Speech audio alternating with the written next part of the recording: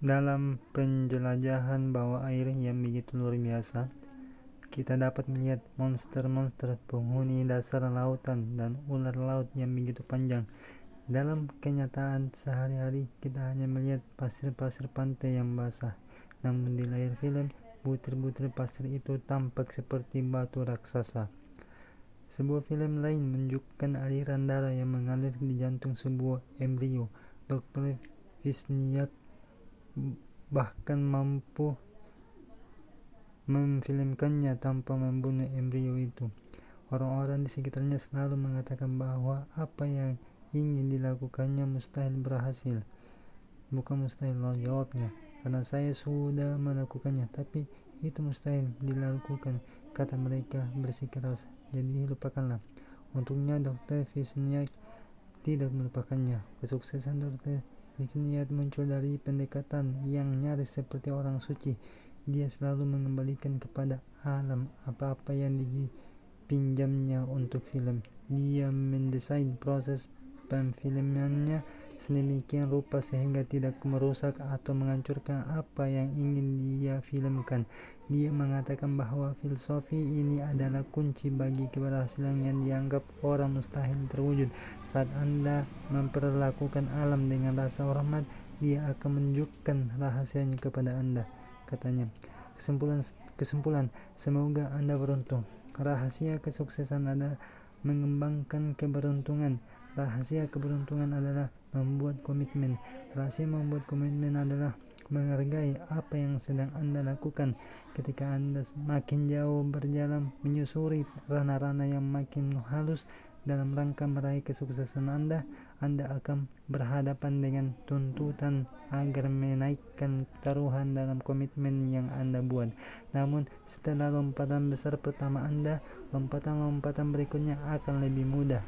Anda akan mengerti bahwa dengan komitmen, keberuntungan akan datang dengan sendirinya, dan dengan keberuntungan, kebahagiaan tertinggi yang makin luar biasa akan datang, dan dengan kebahagiaan tertinggi yang tambah luar biasa ini akan datang komitmen yang lebih tinggi lagi, begitu seterusnya.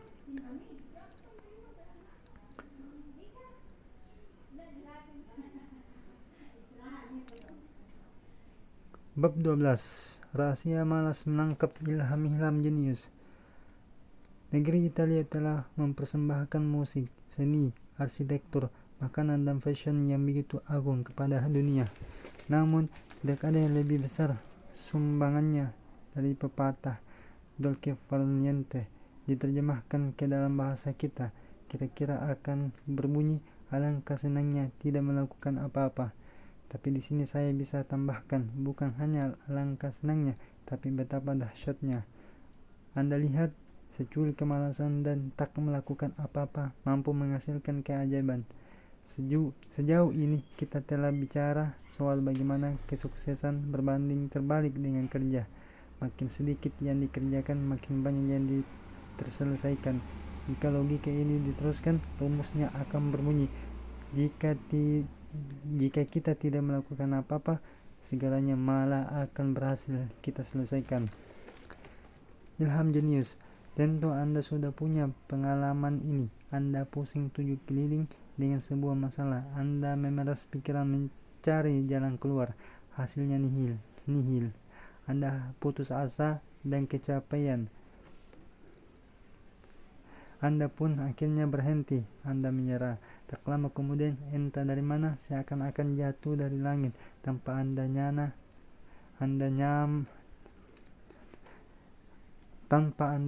sama sekali.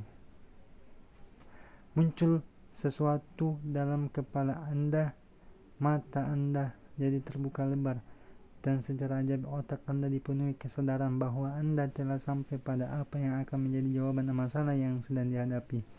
Rahasia saya, dalam pengalaman tersebut, bekerjalah apa yang disebut iluminasi, pencerahan. Hal-hal mendasar di balik kilatan-kilatan intuitif. Rumusnya sangat sederhana. Resepnya adalah istirahat. Ya, istirahat, tidak melakukan apa-apa.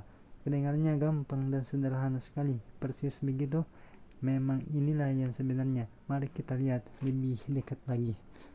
Fase aktivitas. Dalam fase aktivitas menjalankan sebuah proyek, jika kita cerdas, kita pasti akan mengikuti pelajaran-pelajaran awal dalam buku ini. Kita jatuh cinta dengan aktivitas kita itu, dan hasilnya kita dengan sendirinya akan fokus dan bertanggung jawab. Dan perjalanannya kita belajar, bereksperimen, dan meningkatkan kemampuan kita berpikir dalam menambah pengetahuan yang diperoleh dan menerapkannya untuk menghadapi tantangan-tantangan yang ada. Kita mengarahkan diri kita, mengandalkan kecerdasan kita dan dukungan alam. Jika beruntung, kita akan tahu kalau berada di jalur yang tepat. Jika tidak beruntung, kita akan segera melakukan koreksi diperlukan. Setiap momen dan setiap pengalaman menghasilkan wawasan baru dan melahirkan pemahaman yang makin jernih. Kesinambungan perkembangan dalam pikiran dan aktivitas kita membuat fase aktivitas menjadi pengalaman yang benar-benar mengasihkan. Karena pengalaman ini membuat kita penuh dan ketagihan, maka fase aktivitas ini sangat sulit dihentikan. Namun demikian, hendaknya kita tidak lupa akan nasihat kawan Italia kita tadi, Lord Ferdinand. Saya alangkah senangnya tidak mengerjakan apa-apa. Fase istirahat. Menyelesaikan sesuatu memang membuat ketagihan. Dari sudut pandang ini, istirahat dengan mudah dapat dianggap tidak produktif, tidak penting, tidak membuang-buang waktu yang sangat mahal. Memang beginilah cara pikir otak yang kelelahan.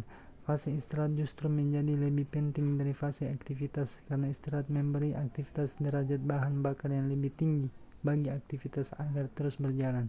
Izinkan saya menjelaskan hal ini lebih jauh. Sampai di titik ini dalam usaha kita menuntaskan sebuah proyek, kita sepenuhnya berada dalam fase aktivitas. Kondisi yang terlalu fokus dan suntuk akan menghasilkan kejenuhan dan memperruwet pola-pola pikiran dalam otak kita. Nah, kalau begitu, tibalah saatnya untuk berhenti dan membiarkan otak kita beristirahat. Dengan kata lain, ini waktunya berhenti. Mari kita tidak melakukan apapun. Tidak melakukan apa-apa akan memberi mekanisme kimiawi otak kita kesempatan untuk melambat dan menggenang, dan akibatnya membangun tatanan yang lebih tinggi, dan informasi-informasi telah kita masukkan sebelumnya. Tebaklah, seluruh proses pelambatan dan penggenangan ini akan bekerja lebih baik jika kita tidak mengontrolnya sama sekali. Tugas kita hanya membiarkannya saja. Kita biarkan proses itu berjalan sendiri di dasar permukaan aliran. Mengistirahatkan otak akan membuat rileks pikiran-pikiran lama yang telah baku dan memberinya kesempatan untuk membuat koneksi-koneksi saraf yang baru. Bagaimana otak bisa melahirkan tatanan baru dari informasi-informasi telah kita berikan padanya adalah keajaiban yang luar biasa, dan kita pun memperoleh keajaiban itu justru dengan tidak berbuat apa-apa, dengan beristirahat. Masalah akan berkecambah di bawah tanah sampai solusi muncul dengan kejernihan yang bagai membutakan mata.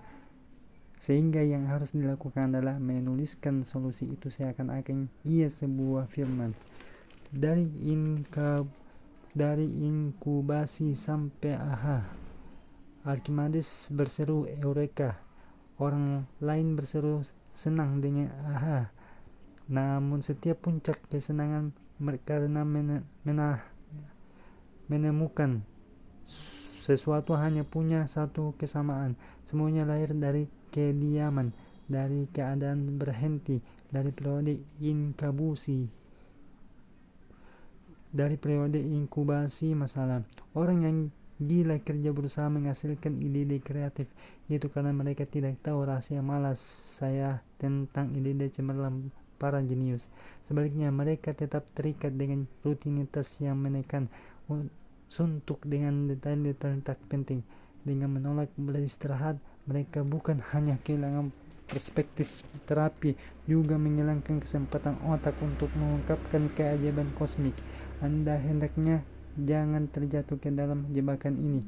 Sangat penting sangat penting bagi Anda untuk berhenti dan mengambil jarak dari fokus utama Anda dan melakukan hal lain. Letakkanlah di belakang pelita, berliburlah selama sehari, 1 jam, 20 menit atau berapapun. Dengan kata lain, lupakanlah semuanya dulu. Einstein misalnya akan rehat dengan memainkan biola.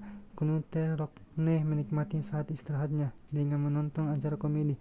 Seperti yang Anda tahu, ide briliannya tentang strategi 4-4-7 backfield shift untuk tim footballnya muncul di kepalanya bahkan bukan saat latihan di lapangan, sama sekali bukan, melainkan ketika dia sedang menonton pertunjukan musik. Jika Anda terbentur pada pikiran-pikiran yang memusingkan, berhentilah bersuntuk ria dengannya dan coba yang lain. Dengan begitu Anda akan mendapat kesegaran untuk memulai lagi. Aristophanes, dramawan Athena, 448-308. Melepaskan. Johannes Brahms merasa bosan dengan tugas membuat komposisi musik yang menekan. Dia pun berhenti. Benar, salah seorang manusia jenius dalam bidang musik itu menyerah dan bersumpah pada teman-temannya dia tidak akan menulis satu not pun lagi. Yakin dengan pilihannya, dia pun pergi berlibur ke sebuah desa tempat dia menikmati perjalanan yang panjang dan hidup yang asal-asalan. Lalu terjadilah peristiwa menggelikan. Musik mengalir padanya bagai air bah. Ia tidak bisa menghentikan arusnya. Ketika ditanya oleh seorang sahabatnya, dia malu-malu menjelaskan, "Saya begitu senang karena dengan niat untuk tidak menulis musik lagi, musik justru datang pada saya tanpa usaha sama sekali." Tidur sewaktu bekerja. Komposisi ini sebagian besar saya susun sambil berbaring di ranjang atau di sofa, juga berbaring. Saya kira komposisi gubahan para komponis besar tercipta ketika mereka berbaring. Seringkali ketika istri saya mengunjungi saya di studio dan mendapati saya tengah berbaring, dia akan berkata, "Oh, kukira kamu sedang bekerja." Maaf, padahal saya memang sedang bekerja, hanya saja kamu tidak pernah tahu.